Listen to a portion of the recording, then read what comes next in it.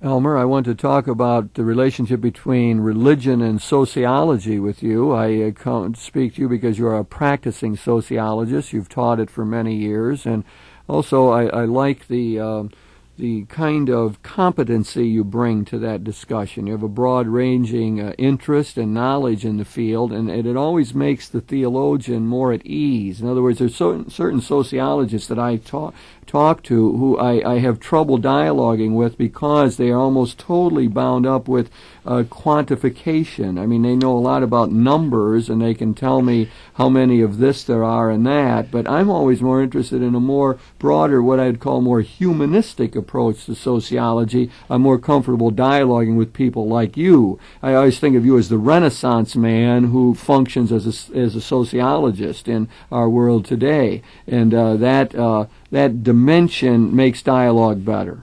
Thank you, Jim. Appreciate the compliment. But with respect to the numbers and the nose counting in that, I like to tell my students that not everything that counts. Or is countable. Yeah, right.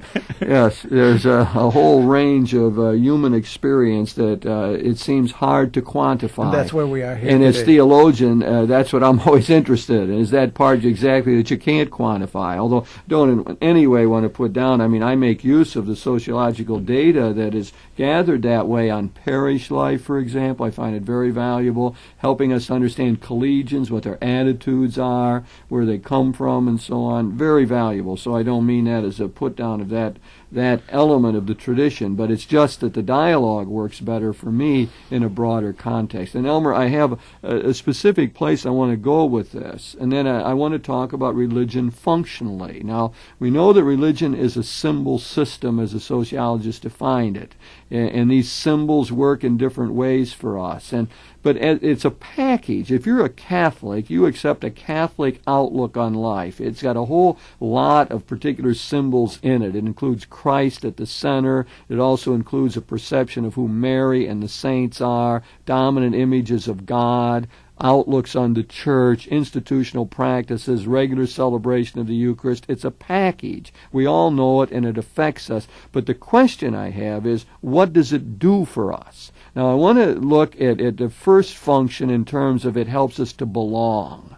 Helps us to belong to a particular community, to be rooted in a particular tradition, to be part of a larger institution. And to do this, I want to go back and to talk a little bit about Emile Durkheim, whose dates are 1858 to 1917, a French sociologist considered the founder of modern sociology. And I think he's the one who gives us this strong feeling of the question of belonging. Can we just spend a few minutes on Durkheim, because he is the father of this discipline in the minds of many people, at least. They're forerunners, but he's an extremely important person. Fine, Jim. But before you do, I just want to recall that as you were talking about different religions as providing a distinctive Weltanschauung, worldview, perspective, framework, how we view life, how we experience it, and so on, that even permeates into the senses, into the subconscious. I can remember back in the 60s, a person writing in the National Catholic Reporter that even if she were to ever leave the faith, the congregation, the community, she would carry with her the sensory experiences forever of candles, beeswax, incense, and so on. Yeah. You see? I think there's probably a lot of inactive Catholics who can, in a way, never escape that. It always becomes part of their consciousness. And the sociologists remind us of that power of the symbol system, for sure. So we're talking about Durkheim here, and if you want to, I know you consider him to be very abstract and hard to deal with, but I wonder if there's anything that we should say about him that helps to locate this field of sociology. The dates I gave were he died in 1917, and I know that he wrote some of his important works around the turn of the century. He wrote one on religion, the elementary forms of religious life, in 1912, just to locate ourselves when sociology started to make this impact and where the dialogue begins between religion and this distinct discipline. Mm-hmm. That's fine, Jim. So just a recapitulation here once again. We're saying here that religion then, through the unique power of the symbol system to evoke profound sentiments, cognitions, and perceptions and nostalgia and feelings and ideas, has a power to do things that other institutional spheres are not as potent in. And we said earlier that it provides a certain meaning, and we're going to talk some more about that. Yes. Meaning in life, meaning of existence. And then number two, it provides a peg for identity. So the two main functions then, meaning and identity. Now, I take it identity we're linking with this belonging notion. Exactly. The direction that I Right. want to go in first That's of all, right. on this belonging thing, which I think is what Durkheim was big on. Exactly. Well, Durkheim himself was sort of an atheistic type, or he was not Agnostic. ready to affirm, Mm-hmm. he was not ready to affirm belief. He did see that religion had a tremendously powerful function, and one of the things, it helped you to belong to something, and in belonging you sort of found your identity. And That is I right. think we need to explore that, Elmer. What and that would means. be particularly important as you move beyond a folk society, a society which is homogeneous in terms of race, ethnicity, social class, and so on, and you get into a pluralistic society where you have a wide variety of different categories of people, of race, class, ethnicity, and belief. Now that would be the United States. So we would Right. distinguish We the would United, say medieval Christendom in Europe. That's a homogeneous society. Everyone knew who they were, where they fit. You didn't have any Right. identity crisis in the problem.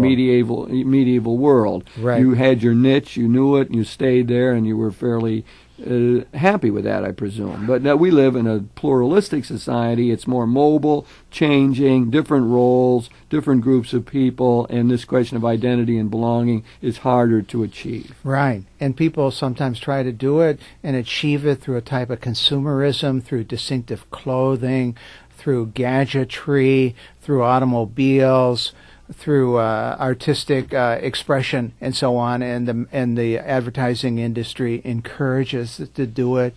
Would you link gangs with that Same these days? thing. You could look at our culture and say it's very uprooted, anomic, as the sociologists would say, no nomos, no norm rules. So you got to belong to something, so you belong to a gang. Sure, and and wear you would distinctive even clothing and name and slogans and rituals and signs and trappings and territory. It would be a very good example. In other words, we're saying there's a human need to belong. Right. To tie in, to relate, to have an anchorage, a peg. Right. Okay, so so you were moving forward. I just was commenting. No, that's on good. what So you we were said saying up to then that point. Durkheim, then being a sociologist and somebody who was also a type of anthropologist and studied pre-industrial societies, and he was struck by the power of religion and how religion tends to be a reflection, a mirror, projection of the ultimate considerations, interests, and values of the society. So it's a sacralization of what the society holds dear. It's a society writ large. So as Freud would think maybe that God is a father projection, that here we see more a projection of the society. So what does the society hold good and true and dear? They then sacralize that, make that holy in the form of religion. So you could look upon that as a type of debunking, as you want, as somebody who is desecrating religion, but I would rather see it as a type of objective analysis and saying, what do we see in religious manifestations? A lot of people call Durkheim a reductionist. That is, he thinks that, there isn't really a reality to religion, but it functions in an effective way. I think Durkheim's position was that in the modern world, religion, as traditional religions, would disappear, but that the world would have to create a new form of religion because you need it, because you got to belong. I want to go back to a statement you made earlier, Elmer, which struck me, and that is you said the claim is that religion has a stronger power to make people feel that they belong and give them identity than other institutions have. I wonder if we can tease that out a bit, because I think you're right, and I think the fundamental reason is because it touches us at a deeper level. In other words, you can belong to a bridge club, and it's nice, and you go there periodically, but you might not want to give your life for the bridge club. Traditionally, historically, people have given their lives for their religious convictions. We know that. So evidently, that belonging, that identity is stronger within the religious frame, and we might just work with that. So you could think about it also in the sense of the transitory nature of contemporary institutions, of corporate life, of attachment to the corporation, work, career, and the the LBO and all of the problems of being able to link yourself up for a lifetime with a corporation or with a factory, with a firm, very problematic. So indeed, even with the family, the turnover, disillusion, and instability of the family, friendship groups, movement, mobility, changing houses every 5 years, moving from one state to another. So all of this is an uprooting situation where you can no longer tie in with kith and kin, and ethnicity has been dissolved, pretty much very little left in terms of being Polish, being Hungarian, Italian, and so on. So there's a dissolution of the alternative sources of identity. They are becoming attenuated.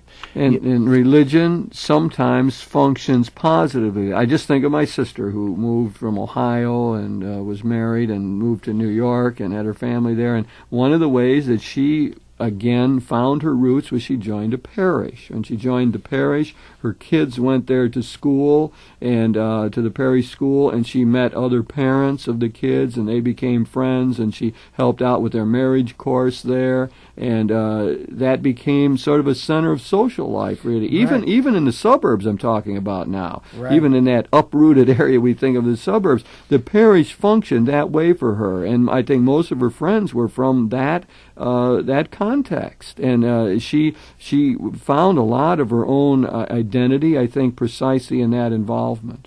Right. So, in other words, very concretely, it worked. Mm-hmm. The religion embodied in the parish was able to take a person who moved and went through all of the alienations, estrangements you described, and help her to find rootedness in a new place. Now, other organizations and institutions try to produce that effect and fabricate it, but with varying degrees of success. For example, at a university, you'll have alumni development office whose job is to link you up through the university, through the life cycle, such that you will be a benefactor and supporter and send them bright students, send them money, and so on. So they will try to link you up with insignia, with chairs with the logo, with glasses, with banners, with newsletters and sweaters and jackets and so on.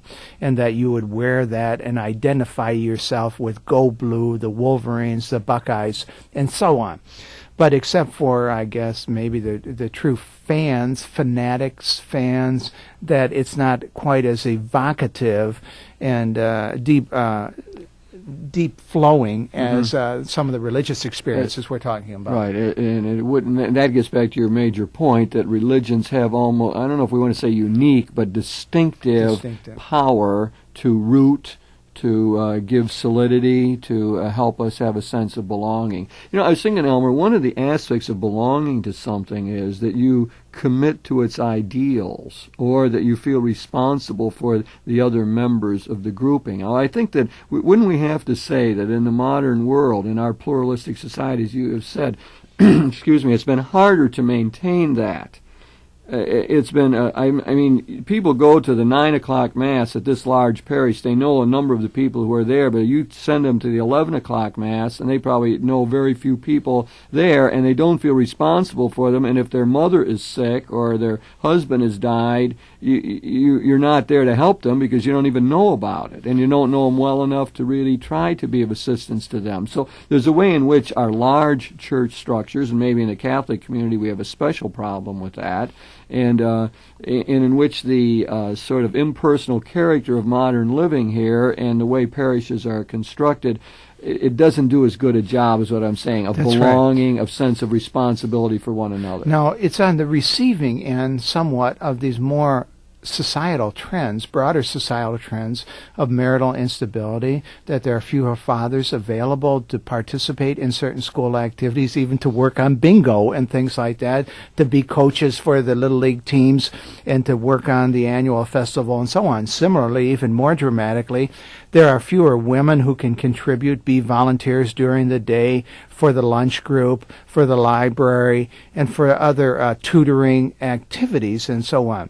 So as you have the dual career and more single-parent families, these types of organizational patterns become more problematic. And the parishes, in a sense, suffer from that. I think, Right. churches are trying to figure out precisely how do you overcome that. So maybe we need smaller groupings within the parish, break it down. Micro communities. That's right. You get the base community You idea have from the Latin Christian America. based community in an upper class suburb, Right. where it starts with peasants, farm campesinos, and now you have it with executives trying to find out who I am and where am I going and Right. what's it all about, and I'm just divorced and I'm trying to get rerouted Right. and so on. So it's quite an parishes irony. parishes run groups for singles, or they run groups for divorced people, Right. support kind of groups and so on, support groups for priests, Right. that all trying to get some sense of belonging. So the modern world has made it harder for religion to achieve this function, it seems to me, or to be successful at it, and yet the creative places, the creative churches really are making important strides that way,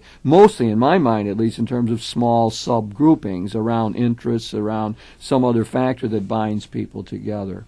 Again, I must say that that looking for the natural groupings is a good way. And I heard about a parish that tries to do everything in terms of family. In other words, their whole thing is, let's not create artificial communities or subgroupings, because we got natural ones here, they're families. And so they try to run their whole program around families, the liturgical cycle, the kind of celebrations they have. In other words, at Mass they would have ceremonies for the rites of passage for the young people who are now going to drive for the first time in the family. So the parents are worried about them driving, and the kids want that privilege, and they're going to have fights over it. So the parish actually makes that part of their ritual to help them to work through that. I find it an interesting concept, but it's doing functionally what we're saying here. You belong. You belong to a family, and we try to Christianize that, give it a deeper meaning in terms of the church life. Yes.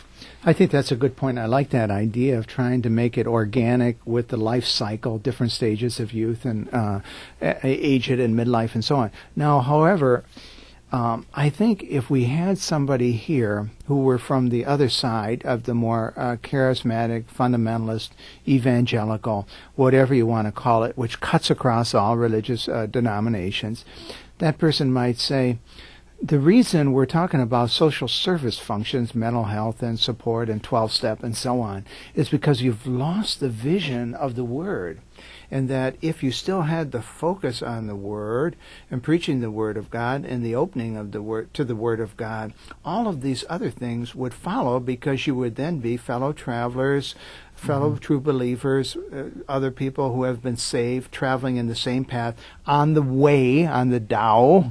But now, since you have no Tao, you have to contrive these artificial social service functions, and they're not organic, they're tacked on, and they're duplicative of united appeal functions, and so on. So they have a rather interesting critique there, and I think something, although we don't have time to get into it now, it's something to consider. Well, just as a quick response to that, what I would say is that whatever you do in subgroupings, say that we keep it in a Christian context, we have to say it has to center on Jesus Christ. I mean, our commitment as Christians is to the person of Jesus and the belief that he is the Christ, that he has been raised to life.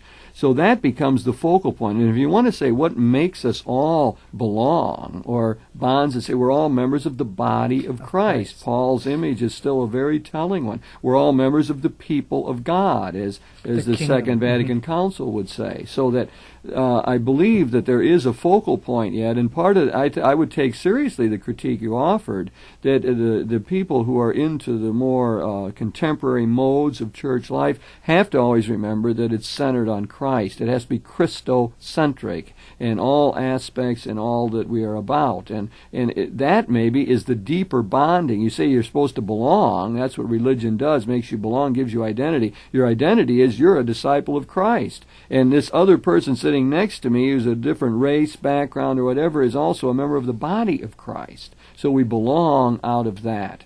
Elmer, let me direct this in another way here. And because we said there were two, you said at the beginning, there's two functions. One is belonging, and the other is meaning. That is, that religion gives you a sense of what it's all about, a sense of purpose in life. It helps us to have some sort of comprehensive sense of where we fit, and gives some sense that our life is worthwhile. So let's talk a little bit about that second function of religion as revealed to us by sociologists, that is meaning. Do you want to associate that with Max Weber at all? I mean, Max Weber, who I suppose a lot of people know, German sociologist, political economist, died in 1920. So you have some sense of when he wrote, and people know him in terms of the analysis of Calvinistic Protestantism and its relationship to capitalism. And Dirk and Weber, through his studies, really helped us to see that what religion does for us is give us this sense of meaning. Right. Now, as a metaphor here, just to lead into the topic, in my family room, as do many contemporary Americans, I have these beams that were salvaged out of a true farm, and they're hand-hewn, and in there are the holes for the pegs that would link them through the joints. And the pegs are there, and sometimes with the contraction of the weather, humidity and so on, they pop out. And quite often I have sat there and thought that with the young people, and indeed even people our age, that my hope and prayer for them, if I were giving a graduation ceremony talk, so to speak, that they would find their peg, and that it would be a comfortable, nurturing peg in which they could grow, it would expand, they wouldn't be repelled from it, and it would be a very productive and creative niche and peg, and that we all need to have that. And once again, even with animals, you'll see dogs have certain nooks and crannies where they like to tuck in. And as children, you remember, we like to do that under tables and so on. There were certain places where we would tuck in. So, okay, now then, here we have people going about their daily business, trying to carve out their existence to survive, or as Thomas Szasz would say, to find their place in the sun, okay?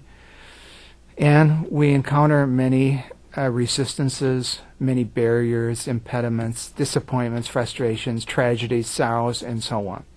So how do we account for those, and so on? So first of all, we have to account for evil, to have some type of theodicy, and then we also have some type of idea of where we came from, where we're going, and then putting those two together. Therefore, how should I live, given this understanding of where I came from and this understanding of where I'm going?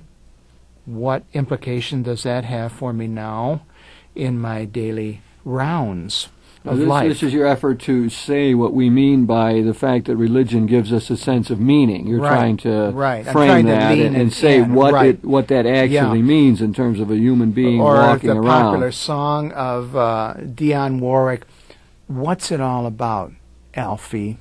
from that wonderful film. Yeah.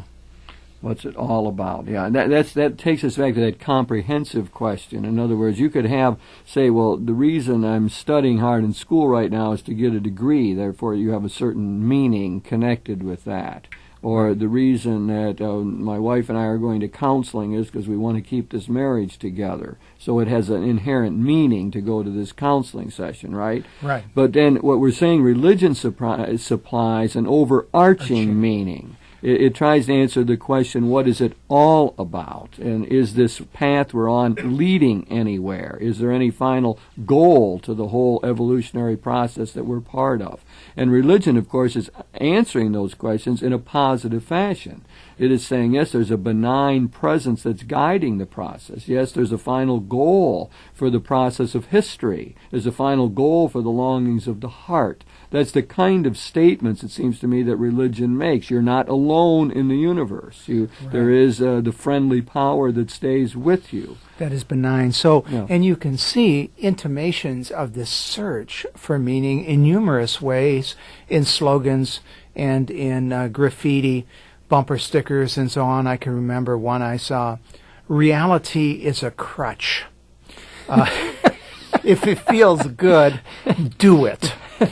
If you love anything, honk," and so on. You see, so here's this quest then for something more enduring, more transcendent, more fundamental, more ultimate, more long-term.